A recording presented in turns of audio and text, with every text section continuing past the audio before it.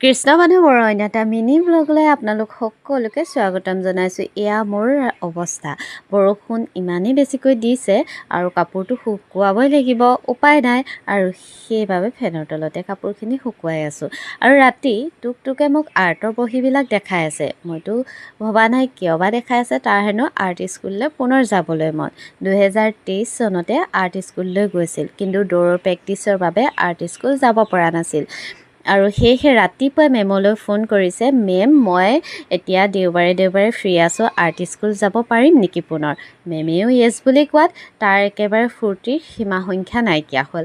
আৰু তাৰ ফূৰ্তিটো দেখি আমি না কেনেকৈ কৰিব পাৰোঁ। আৰু সেইবাবে দেওবৰীয়া আৰ্টৰ ক্লাছলৈ আমাৰ টুকু এতিয়া যাবলৈ ওলাইছে।